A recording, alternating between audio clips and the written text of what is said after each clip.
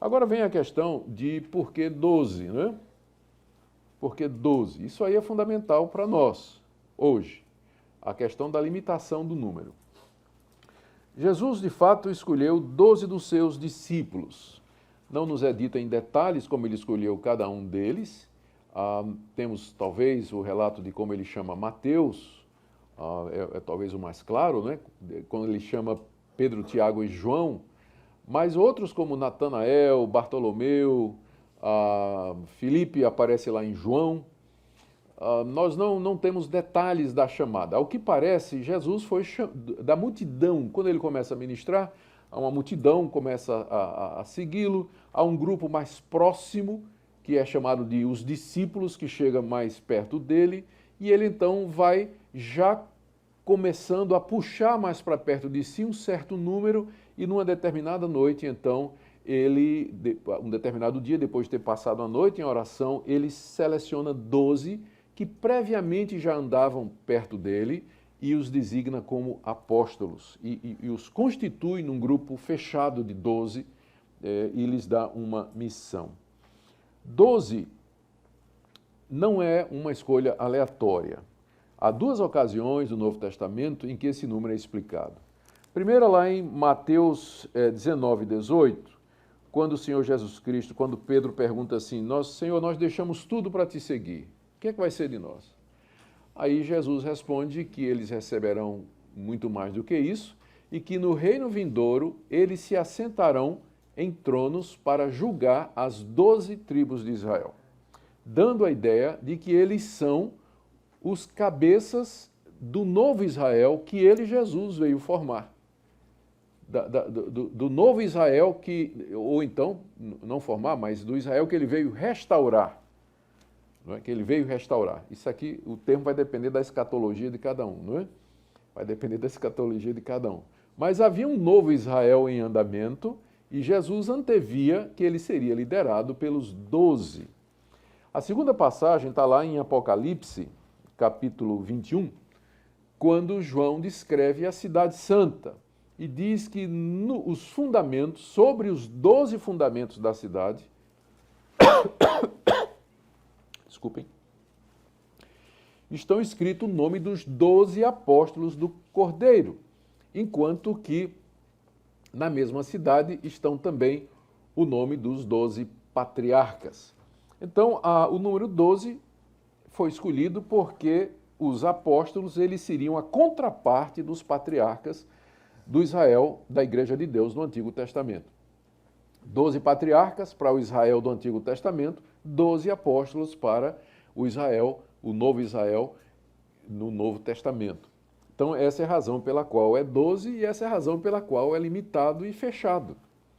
E a pergunta a respeito de Paulo é que Paulo nunca se viu como um dos 12, ele sempre se viu como um nascido fora de tempo, não como parte dos 12. Inclusive, ele usa o termo, os 12.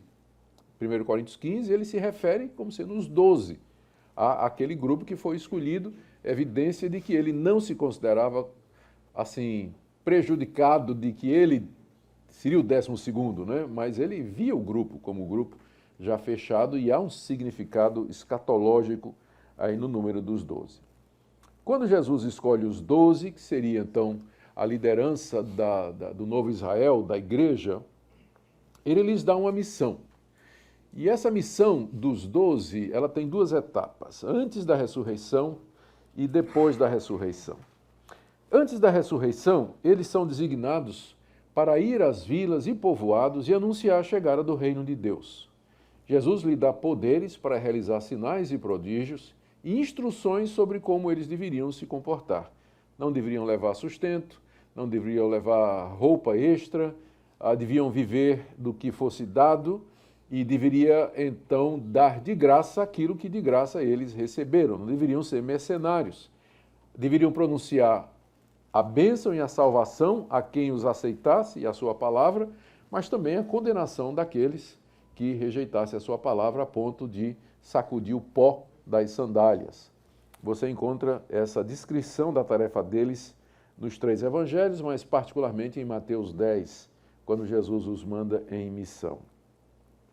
Após a ressurreição de Cristo, essa missão é muito ampliada.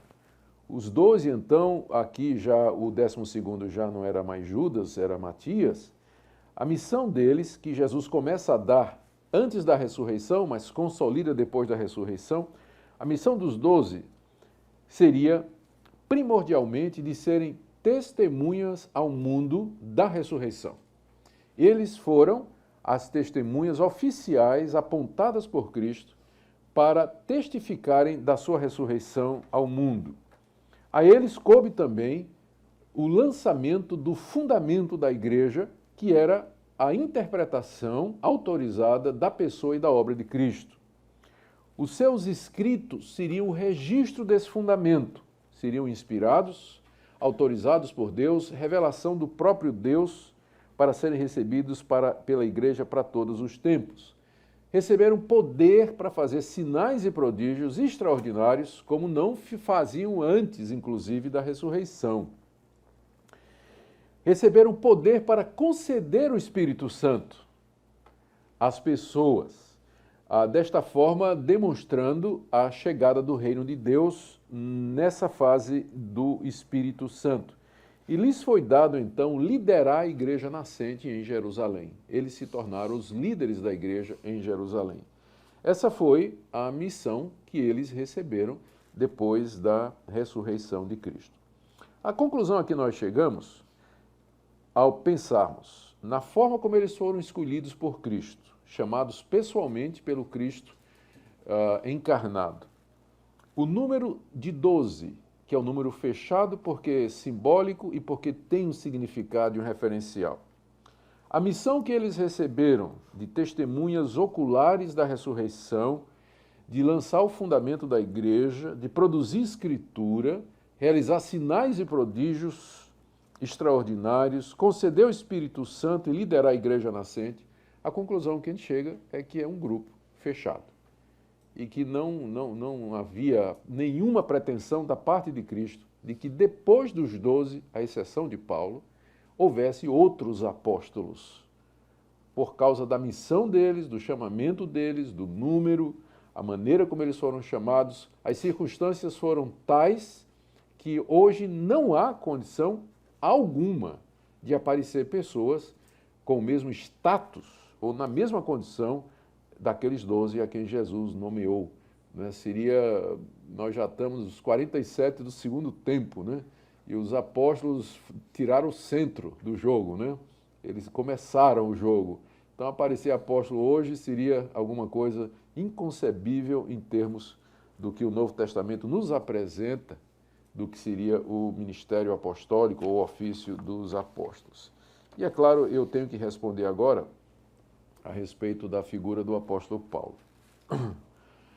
Paulo, ele se considera como um chamado fora do tempo. No livro de Atos, que alguns dizem que foi escrito para provar que os 12 eram somente aqueles que Jesus chamou, na verdade nós encontramos uma grande apologia em favor do apostolado de Paulo. O relato da conversão de Paulo, que coincide com o seu chamado apostólico, é repetido por Lucas 3 vezes, Atos 9, Atos 22 e em Atos 26. No primeiro, é um relato que Lucas faz da conversão e chamado de Paulo. Em em Atos 22, eu falei Lucas, né? Na verdade é Atos. Atos 22 e Atos 26 é o próprio Lucas, é o próprio Paulo que dá um relato da sua conversão. Os 3 relatos coincidem, dizem a mesma coisa, com algumas divergências significantes. Mas, em geral, todos eles dizem o seguinte, que o Cristo ressurreto apareceu a Paulo no caminho de Damasco, quando ele estava numa missão de procura e apreensão de cristãos para levá-los presos a Jerusalém, que o Cristo ressurreto o comissiona naquela data a ser sua testemunha entre os gentios e que o Cristo ressurreto lhe diz que ele vai sofrer muito no cumprimento dessa missão. Com isso, Paulo e os demais autores e o autor do livro de Atos entende que Paulo cumpre as condições para ser um apóstolo. Ele foi comissionado diretamente por Cristo. Aqui nós temos que fazer uma divisão, uma distinção entre aparição e visão. Visão é subjetiva. Se Paulo tivesse tido uma visão do Cristo ressurreto, somente ele teria percebido o fenômeno. Ninguém ao seu redor estaria vendo, porque isso se processaria dentro dele. Mas uma aparição, ela é objetiva, ela ocorre fora do indivíduo. E outros ao redor percebem. E todos os três relatos nos dizem que os que acompanhavam Paulo, mesmo sem entender e sem perceber direito, eles viram que alguma coisa estava acontecendo. Alguma coisa estava acontecendo. Portanto, não é uma visão que Paulo teve, mas Cristo aparece a ele no corpo da sua ressurreição, e o brilho é tal que o cega por 3 dias, e os outros não entendem absolutamente nada, provavelmente porque Jesus fala em hebraico, e só Paulo entendia hebraico ali, porque os demais eram servos do sumo sacerdote. Quem falava hebraico eram os rabinos apenas, aramaico era a língua do povo naquela época. Então, não era uma visão. Por que isso é importante? Porque nos relatos das biografias dos apóstolos modernos, eles vão dizer que tiveram uma visão de Cristo em que Cristo chama para ser apóstolo. Mas aí não é a mesma coisa de uma aparição do Cristo ressurreto. Paulo foi o último a quem Cristo apareceu. Como ele diz em 1 Coríntios 15, depois, por último de todos, apareceu também a mim. O que João, tempos depois, teve na ilha de Patmos, não foi uma aparição de Cristo, mas uma visão. Ele diz, fui levado em espírito. E ele teve uma visão de Cristo, não é uma aparição, uma manifestação física e pessoal de Cristo, descendo da glória no corpo da ressurreição. Ele fez isso para chamar Paulo, e isso constitui como apóstolo. Recebeu a missão, foi chamado pelo Cristo vivo, ressurreto, e designado para representá-lo entre os gentios. Essa é a razão pela qual ele foi chamado. Eu não tenho tempo aqui para mostrar a relutância dos 12 em cumprir a ordem de anunciar o evangelho ao mundo, é conhecido de todos. Ao que parece, eles entenderam que o ministério deles era entre os judeus e ficaram, com poucas exceções, Pedro, por exemplo, que saiu para Samaria e outros lugares, mas ficaram lotados em Jerusalém. E era urgente a missão gentílica. Paulo, então, é levantado por Deus como o 13º para executar aquela missão específica que não estava sendo realizada a contento pelos 12. E é por isso que ele, então, é levantado e designado por Deus. Ele era preparado para isso, era um judeu da dispersão, era um judeu familiarizado com os costumes gentílicos e ele tinha condição para isso. Os 12 reconheceram Paulo em igualdade de condição. Paulo participou do concílio de Jerusalém em Atos capítulo 15 e juntamente com os demais apóstolos assina a decisão e leva a decisão. Na segunda de Pedro, capítulo 3, Pedro, que era o líder da igreja de Jerusalém, reconhece que os escritos de Paulo são escritura, palavra de Deus. Em Gálatas, capítulo 2, Paulo narra o encontro que teve com eles em Jerusalém, em que eles dão a destra de comunhão e repartem o campo, né? Eles percebem que Paulo é apóstolo e entregam a Paulo o trabalho gentílico, enquanto que eles vão ficar com o trabalho dos judeus. E aqui até um detalhe curioso, se Pedro era papa, foi a maior bobagem, porque ele pegou o mundo e entregou a Paulo e ficou só com Israel, né? Então, o verdadeiro papa seria Paulo, né? Porque ele é que ficou com o mundo e Pedro ficou com a circuncisão. E Paulo, por sua vez, ele via os 12 como um grupo fechado e distinto. Lá em 1 Coríntios 15, quando ele narra as aparições de Cristo depois da ressurreição, ele diz que ele finalmente apareceu aos 12 e, por último de todos, apareceu a mim. Então, ali é evidente que Paulo reconhece os 12 como um grupo distinto, próprio, fechado, único, exclusivo, ao qual ele não pertence. E aí ele diz que ele é como um nascido fora de tempo, mas que trabalhou mais do que todos eles, mas não ele, mas a graça de Deus.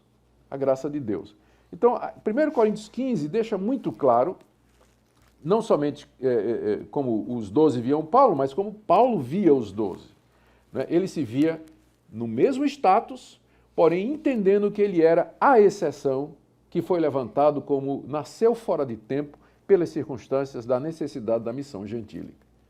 E é nesse sentido que a gente tem que entender o Paulo. Ele se via como o menor de todos, até porque ele havia perseguido a igreja e havia causado tantos sofrimentos aos que vieram antes dele. A grande questão agora que nos preocupa é que há outras pessoas, dissemos que apóstolo eram os 12 e Paulo, mas a verdade é que há outras pessoas que são chamadas de apóstolos no Novo Testamento. E como nós então vamos explicar isso aqui? A resposta mais simples, tem alguns que dizem que, vão dizer que isso é fácil, porque o termo apóstolo, ele era usado no sentido muito lato, muito amplo, né? Qualquer pessoa era um apóstolo, e esse negócio de que os 12 era exclusivo, e Paulo, isso aí é invenção depois, então tem gente que vai por aí.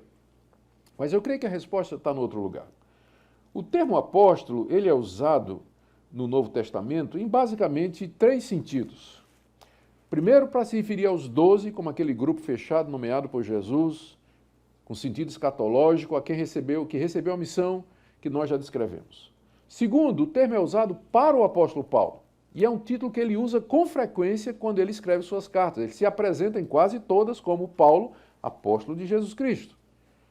Terceiro, o termo é usado no seu sentido lato, no seu sentido amplo, de enviado, para pessoas que eram comissionadas por igrejas ou pelo próprio Cristo para realizar uma tarefa em particular, mas que não tinham status apostólico. Tarefa essa que não era a tarefa dos 12 e nem a tarefa de Paulo. É nesse sentido, por exemplo, que a gente encontra primeiro Tiago. Em Gálatas capítulo 1, verso 19, Paulo diz assim, que quando ele esteve em Jerusalém, ele não encontrou nenhum dos apóstolos, a não ser Tiago, o irmão do Senhor. Então, uma primeira leitura dá a impressão de que Paulo considera que Tiago era apóstolo, tá certo? A dificuldade toda é a tradução da expressão grega eime, senão, que boa parte dos estudiosos, e no meu livro está bem documentado isso aí, os exegetas que vão interpretar, boa parte dos estudiosos diz que o eime, em muitos casos, pode ser traduzido, em vez de exceto, simplesmente mas. E a tradução poderia ser assim, quando estive em Jerusalém, não vi nenhum dos apóstolos, mas vi Tiago, irmão do Senhor. E nesse sentido, Tiago não é visto por Paulo. Ainda que a tradução fosse a não ser Tiago, ainda assim poderia ser dito que Paulo considerava esse Tiago aqui, nós estamos falando do Tiago, irmão do Senhor, não do Tiago apóstolo que já tinha morrido, foi decapitado por Herodes, lá no início. É um outro Tiago, que era irmão do Senhor, juntamente com Judas, que também era irmão do Senhor, que se torna líder da igreja de Jerusalém. Nós também poderíamos conceder que Tiago era um homem que tinha status apostólico, era um homem apostólico, embora não fosse os 12 e Paulo, mas ele andava no círculo apostólico. Essa ainda poderia ser uma alternativa, mas para mim a melhor é essa explicação defendida por gente hábil de que o eime ali, em vez de ser traduzido como a não ser, ele pode ser gramaticalmente traduzido como mas. Mas vi Tiago, o irmão do Senhor. Não vi nenhum dos apóstolos, mas vi Tiago, que era o líder da igreja e com quem eu conversei. A outra pessoa que parece ser designada como apóstolo é Apolo em 1 Coríntios 4. Quando Paulo está descrevendo a respeito do ministério apostólico, ele está se defendendo e, numa certa altura, ele diz assim, apliquei estas coisas figuradamente a mim e a Apolo, para que vocês aprendam em nós a não ir além daquilo que está escrito. O problema é que essa passagem é muito tênue.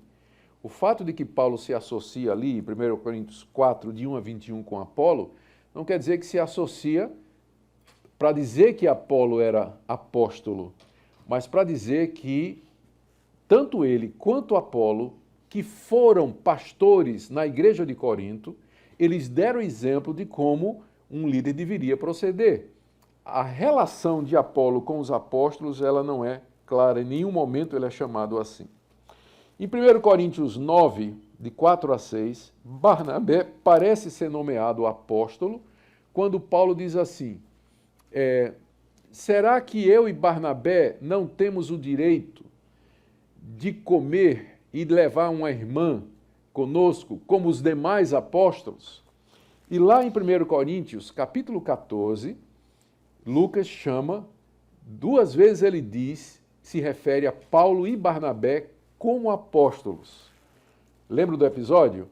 Os apóstolos Barnabé e Paulo, né, 2 vezes em Atos 14, Barnabé é citado juntamente com Paulo como se fosse apóstolo. A resposta é que aqui está sendo usado o termo apóstolo naquele sentido lato, porque Paulo era apóstolo como os 12, mas ele também era enviado da igreja de Antioquia. No capítulo 13, ele é enviado pela igreja de Antioquia, juntamente com Barnabé, para pregar o evangelho. Então, nesse sentido, Paulo e Barnabé eram apóstolos de Antioquia. E é nesse sentido que o termo é usado ali em 1 Coríntios, aliás, em Atos capítulo 14.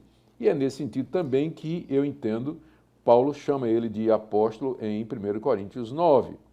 Silas e Timóteo são chamados de apóstolos em 1 Tessalonicenses 2,7, quando Paulo diz assim, nós poderíamos, como enviados de Cristo, a palavra enviados no original é apóstolo, exigir de vocês a nossa manutenção. E quando ele diz nós, ele está se referindo a Silas e Timóteo, que com ele, capítulo 1, verso 1, se associam a escrever a carta. Mais uma vez, é a mesma explicação.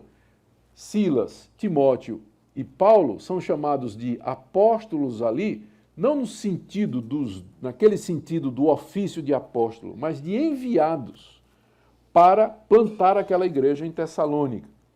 Romanos 16:7 aparece a expressão dizendo que Andrônico e Júnias são notáveis entre os apóstolos. 3 problemas. Primeiro, o que apóstolo quer dizer ali? Segundo, o que notável entre os apóstolos representa? E que dizem também antes de mim, não é? Paulo diz que eles eram apóstolos antes de mim. Tem 6 interpretações possíveis, 6 combinações possíveis. Alguns dizem que Andrônico e Júnias eram apóstolos inotáveis, não é? Eram apóstolos inotáveis, mas uma outra possibilidade é que eles eram considerados pessoas notáveis pelos apóstolos, que é provavelmente a explicação mais correta. Epafrodito é chamado em Filipenses 2,25 como, Paulo diz assim, eu recebi de Epafrodito vosso enviado a oferta. A palavra ali é apóstolo, mas aí está um exemplo de como a palavra apóstolo era usada no sentido lato. Epafrodito era simplesmente era um enviado para trazer uma oferta para Paulo, e ele é chamado de apóstolo, porque era isso que a palavra significava, no sentido lato. E em 2 Coríntios 8:23, Paulo se refere a apóstolos das igrejas, que nada mais eram do que missionários que eram enviados para resolver ou para realizar determinadas funções. Queridos, quando a gente faz o apanhado de como o termo é usado no Novo Testamento, a conclusão é inevitável. O termo apóstolo não é considerado como um dom espiritual, embora apareça nas listas de 1 Coríntios 12 e Efésios 4, mas descrevendo ministérios e funções que Deus deu primeiramente à igreja. A palavra descreve aqueles 12 apóstolos, discípulos de Cristo, que foram chamados porque 12 é um número específico, escatológico, para serem testemunhas da ressurreição, chamados pelo Cristo vivo, chamados de maneira pessoal, receberam poderes extraordinários, poder para escrever a Escritura. Paulo está no mesmo nível dele, e pessoas outras chamadas de apóstolos eram porque eram enviadas para uma missão de plantação de igreja, levar dinheiro, representação. Nenhuma delas tem o status apostólico, nenhuma delas escreveu Escritura, nenhuma delas fez os sinais e prodígios e os milagres realizados pelos 12 por Paulo. A conclusão é: não tem mais apóstolo hoje. Pelo que o apóstolo é. pelo significado do termo, pelo chamado deles, a missão para a qual eles foram designados.